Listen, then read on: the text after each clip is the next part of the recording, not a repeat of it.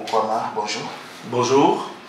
Vous êtes le rapporteur général et porte-parole de l'autorité nationale des élections en République centrafricaine. Alors, les préparatifs des élections locales à venir en Centrafrique se poursuivent. Les différents bureaux de la MINUSCA dans l'arrière-pays, en collaboration avec les démembrements de l'ANE, multiplient ces derniers temps les sensibilisations conformément au mandat de la MINUSCA pour réussir ce grand rendez-vous, je dirais même la démocratie à la base. Est-ce que les choses se passent comme veut l'autorité nationale des élections? Avant de répondre directement à votre question, j'aimerais bien revenir sur l'élan qu'avait voulu prendre l'autorité nationale des élections au terme donc du processus qui nous avait permis d'organiser les élections nationales, c'est-à-dire la présidentielle de 2020 et les législatives de 2020-2021. Nous avons voulu, dans la foulée, enclencher le processus qui devrait nous amener vers la fin de l'année 2022 aux élections locales, c'est-à-dire les municipales et les régionales. Et il s'est trouvé que la planification initiale que nous avons voulu développer n'a pas pu se faire comme on l'a voulu, nous, à l'autorité nationale des élections, pour des questions de contraintes liées à la mobilisation des ressources. On peut dire au jour d'aujourd'hui que l'engouement que nous avons constaté dans les différentes régions de la RCA auprès de nos compatriotes qui sont dans les différentes localités nous oblige aujourd'hui à garder cet élan et cette volonté au niveau de l'autorité nationale des élections, mais également au niveau des autorités nationales de la République centrafricaine, d'aller vers ces élections-là qui sont en effet la réalisation de la volonté de tous les Centrafricains exprimée au travers de la Constitution nationale, de pouvoir développer la démocratie à la base et amener le développement au plus près du citoyen lambda où qu'il se trouve. Et c'est ainsi que, après avoir revu une seconde fois le chronogramme que nous avons mis en place, nous sommes en train de travailler sur tous les aspects des préparatifs techniques et faire de sorte que le nouveau rendez-vous soit fixé assez rapidement. Mais d'ores et déjà, nous pouvons vous dire, malgré ces légers décalages, nous sommes toujours mobilisés à aller vers ces élections-là à travers les différentes étapes qui doivent nous y mener.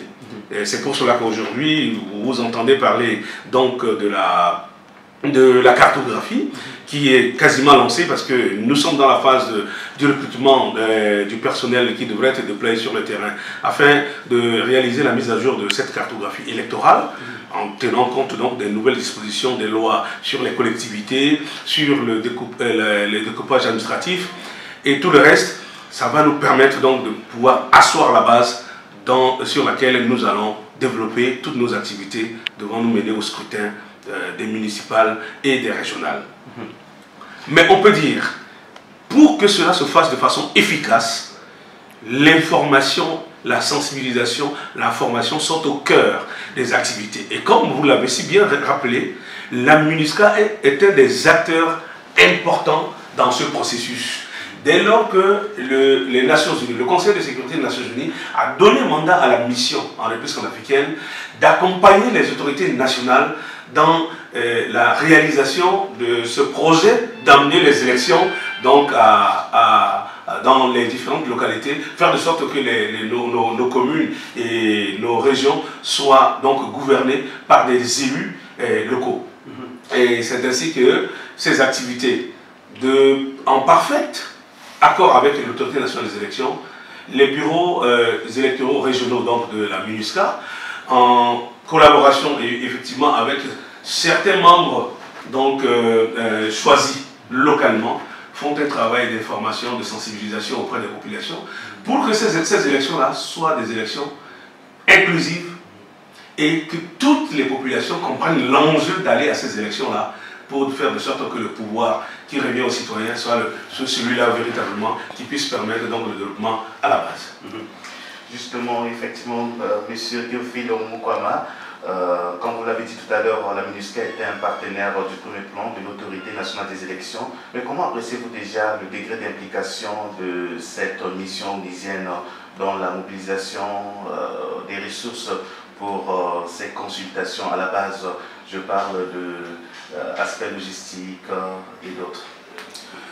Comme vous le savez, nous, la division donc, de l'assistance électorale de la mission des Nations Unies donc, en RCA est une division qui travaille au jour le jour avec l'ANE. Il y a des experts de la MINUSCA qui ont leur bureau aux côtés des commissaires et des experts de l'ANE.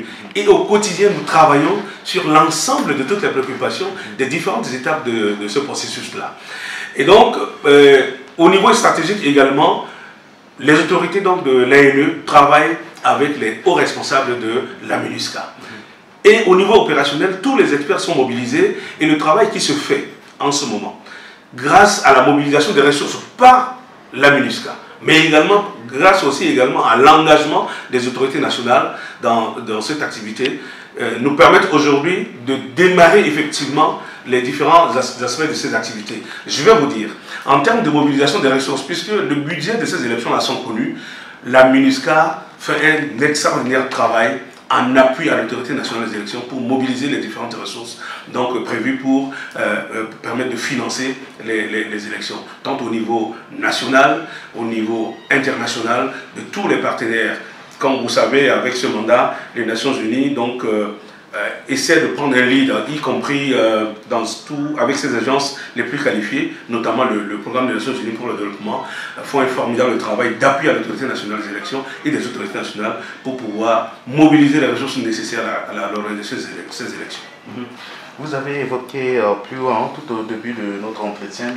Théophile Moukwama, porte-parole de l'ANE, l'autorité nationale des élections, la question relative à l'équipe de cartographie. Alors, à quand le déploiement de l'équipe sur le terrain? Le plan opérationnel que nous avons mis en place et nous sommes en train de développer doit nous amener probablement, je dis probablement parce que c'est un programme indicatif, vers le déploiement effectif des cartographes sur le terrain avec leurs superviseurs à partir du 1er mai.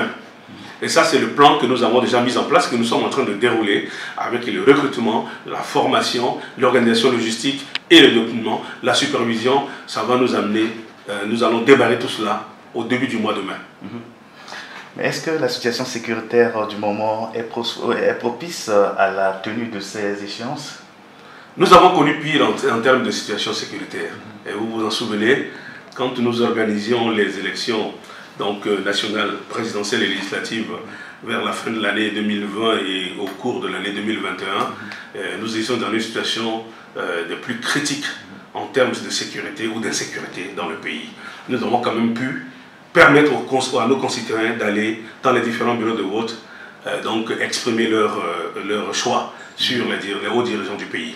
Et nous pensons qu'aujourd'hui, le gouvernement avec ses partenaires ont réussi à juguler le niveau critique de l'insécurité que nous avions connu en 2020-2021. Et aujourd'hui, nous pensons que les conditions sont plus meilleures que ce que nous avons connu dans le passé. Et nous pensons que c'est sur ça que nous allons donc tisser notre maillage sur l'ensemble du territoire.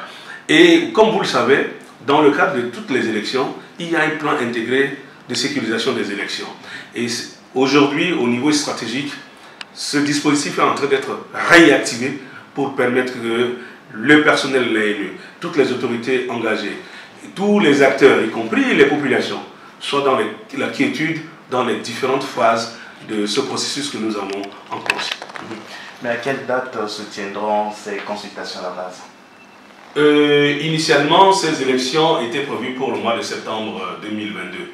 Avec les décalages que j'avais signalés tout à l'heure liés aux contraintes de la mobilisation des ressources pour financer les premières opérations, nous avons un décalage qui nous oblige aujourd'hui à proposer donc aux autorités nationales de nouvelles dates. Ces dates-là seront connues très rapidement. Si vous avez un message à l'endroit de la population pour leur implication dans ce processus, ce serait lequel?